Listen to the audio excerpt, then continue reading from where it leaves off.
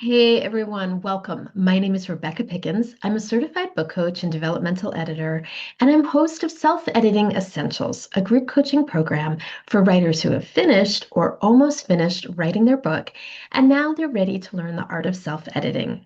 If you would like to learn more about the support that I offer writers, check out my links in the comments section below. All right, so today we're going to talk all about adverbs. There are a lot of big feelings in writing communities about adverbs. My guess is that if you have attended a critique group, if you've been any part of lots of writers' workshops, you have heard a fair amount about these words. You've probably also heard some of these other rules: show, don't tell, avoid passive voice, kill your darlings. These are really common bits of advice that we as writers receive on a pretty regular basis. And there are good reasons for these rules and all the others that we often hear in writing circles. As beginners, they can help us build strong habits. They help us produce writing that is clear and purposeful, and they can also help us avoid some very common pitfalls. But these are not laws, they are guidelines. When I'm talking about rules like this with the writers that I support, I often compare it to famous abstract artists. So sometimes when we're looking at abstract art and we're not necessarily fully cognizant of what is at play in that piece, we just may see lots and lots of paint splattered on a canvas, and we may not necessarily understand the form or the structure of that piece of work. However, the painter who was able to break all those rules, all the norms of more realistic painting, before they can go and do that really abstract piece of art, they need to have an understanding of the fundamental rules of art. So Andy Warhol can do what he did and what he became most famous for. But he also had to understand lines and color and some of the more traditional techniques that we associate with realistic artwork. Writing is the same way. We need to understand the traditional rules, kind of how it all works before we start to play. But then once we have a fundamental understanding of how it all comes together and works, that's where the art comes in. That's where you start to put your signature style into your writing and create something unique and unexpected that may or may not break lots of writing rules. So adverbs. What is an adverb? What is this part of speech that seems to rankle so many of us? An adverb is simply a word that modifies or adds information about other words. So adverbs can modify other verbs. In this example, she ran quickly. How did she run? Quickly. So it's modifying a verb, very common usage. An adjective can also intensify something. It can make it more, whatever it is that you're describing. So in this example, it was a very hot day. Very, of course, is the adverb there, and it is intensifying the temperature. It can also modify another adverb. He answered incredibly slowly. Incredibly is your first adverb, and it is modifying that second adverb slowly. It's modifying how slowly he answered. Not a little slowly, very much so, incredibly slowly. And adverbs can also modify an entire sentence or clause. Honestly, I didn't expect that. And in this case, the adverb is providing support in terms of developing that tone or the attitude of that statement. So, despite what you may have heard, there are lots of times when using an adverb is beneficial. One of those instances is when precision is the goal. Sometimes an adverb is the most economical way to convey exactly what you mean. Let's look at this example. She whispered urgently. That single word urgently is your adverb in this sentence. And do you notice the way it's really changing the entire tone here? Suddenly things are stressful and there's a need for to move quickly.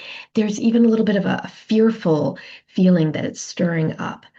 That word, that single word, tells us is precisely how she is doing that act of whispering.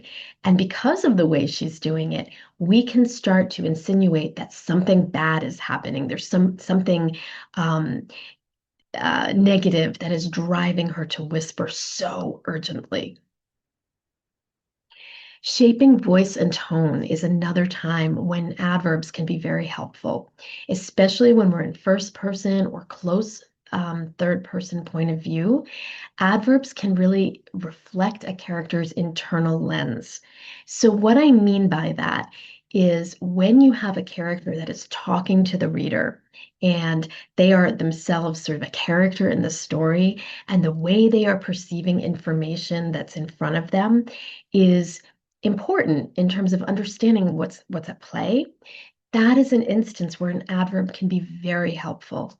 He is totally wrong about this. That's not just a description. We're not just learning that someone else is wrong.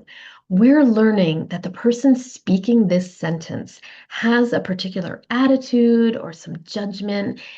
There's some real character in the voice that's being put out here because of the adverb totally. Think how much differently just the sentence alone sounds. He is wrong about this. That is a much more generic um, kind of we don't have any specific tone behind that sentence like we do in the example here.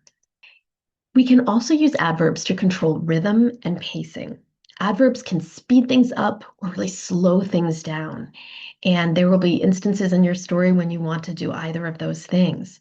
One well-placed modifier can alter the entire momentum of the sentence. Let's look at what we mean here. In this next example, eventually is your adverb. Eventually, they stopped arguing. So this really softens the transition without needing an entire paragraph or some kind of complicated transition sentence. We're just by using the simple word eventually, we're starting to signal that the arguing is stopped and presumably some new kind of emotion or behavior is about to unfold.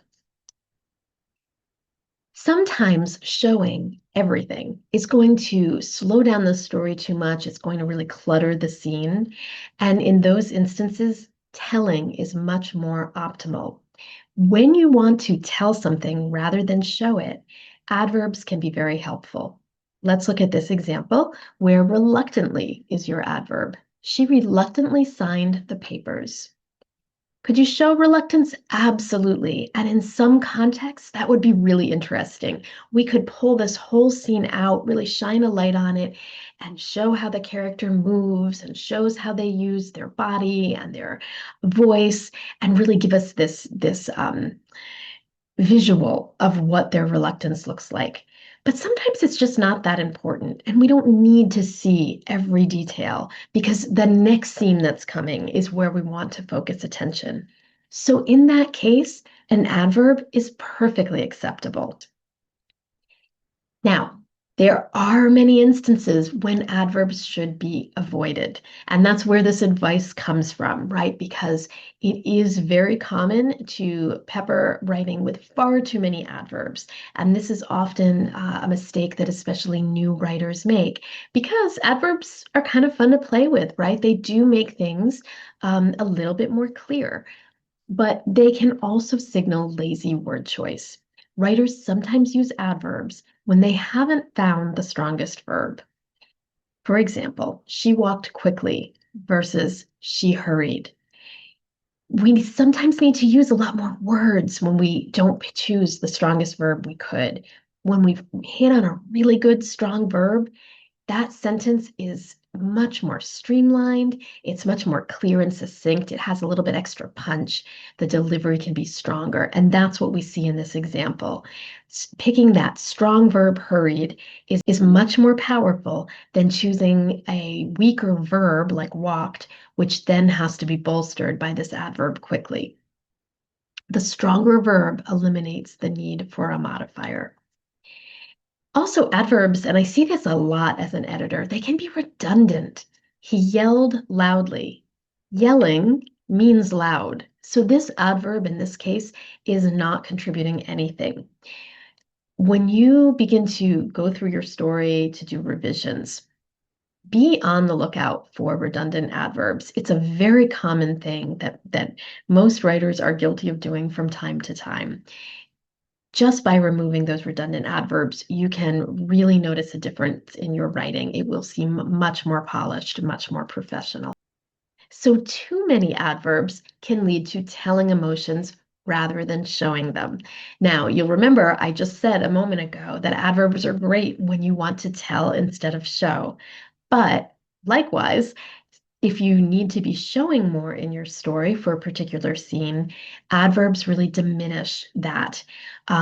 Here's an example. She looked at him angrily. There's nothing wrong with that sentence. It conveys what we need to know. But there may be an instance where you really want us to see this character's anger. Perhaps whatever it is that triggered this emotion in her is really important. It's integral to the scene or to the chapter that you're in the midst of writing. And so in that case, we want to skip the adverbs and do much more of a showing explanation like this one. She narrowed her eyes and made two fists.